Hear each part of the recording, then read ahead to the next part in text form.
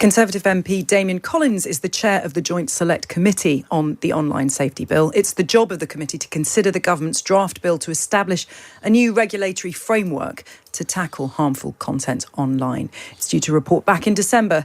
Damian Collins joins us now. Good morning to you. Good morning. So what were your thoughts this week when you heard Frances Haugen, the Facebook whistleblower, giving evidence to US Congress? Well, I thought it was very important evidence. I had the chance to speak with her a few weeks ago to understand what she wanted to say. And she gives, I think, very, very important insights from inside the company, information they didn't want the public to know, about the fact that they can see that services like Instagram create depression and anxiety amongst many teen users. Yet because those teenagers feel they can't give up using the app, they're sort of addicted to it, then they carry on letting it run in that way. So you see, I think this point has been reinforced several times over the last few months now, but I think with much more devastating impact by Frances Haugen's evidence, that the company is well aware of the problems that exist on the site, the social problems that it causes. Yet because people keep coming back to it, they keep on running it in that way, despite the harm it causes. And they do it for commercial reasons. They do it to make money. And that's why we should be regulating companies like Facebook. We should know what's going on. We shouldn't let them decide if and when they share this information with the public. So in practical terms, what do we need to be doing in this country to protect ourselves from the harms she outlined? Well, what the government's proposed in its draft online safety bill, and which, as you said in your introduction, the Joint Select Committee is examining at the moment, is that we have an independent regulator, which will be Ofcom, our media regulator. Importantly, that regulator would work with the companies to say, OK, what are your policies for taking down content? And are you actually effective at doing it? The government would also be able to stipulate priority areas of harmful content it wants the companies to remove. And it'll be the regulator's job to make sure they do. And crucially, what the regulator will be able to do is audit and investigate the companies. So the regulator, for example, could have asked to see research the company does into potential harm on the platform and then discuss that with the company. What I think is astonishing this week is we saw Mark Zuckerberg broke his sailing holiday to talk about this. And he said, that this misrepresents us.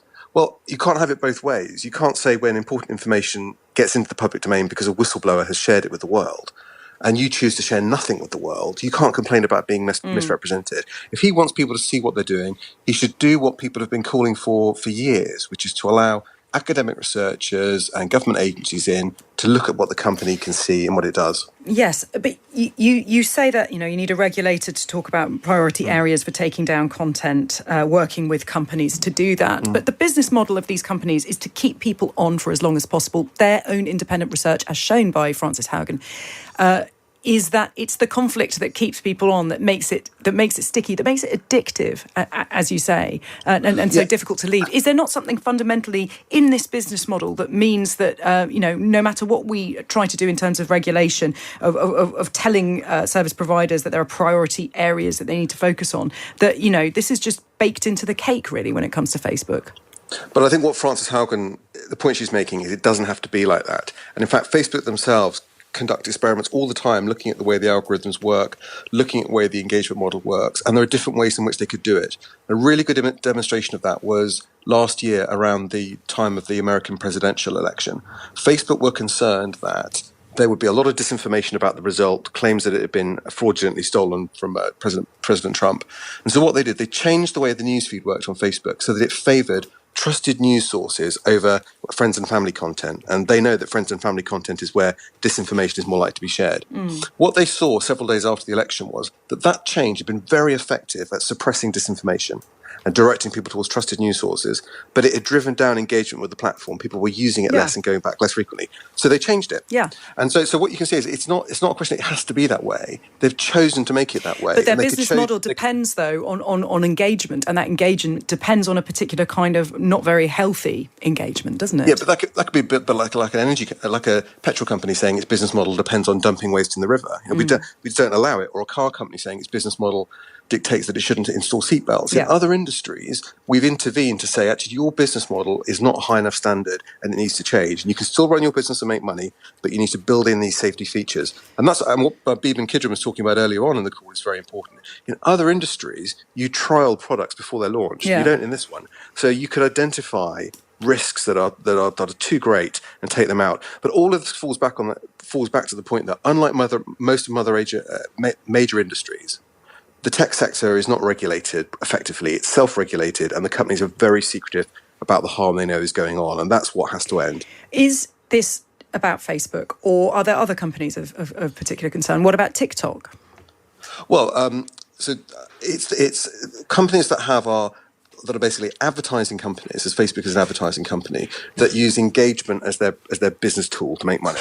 And is that engagement harmful now? So I think we've discussed with Facebook whether that's the case. With TikTok, I think there are concerns about TikTok, and as part of the review of the online safety bill, we'll be looking at companies like TikTok as well, and Twitter.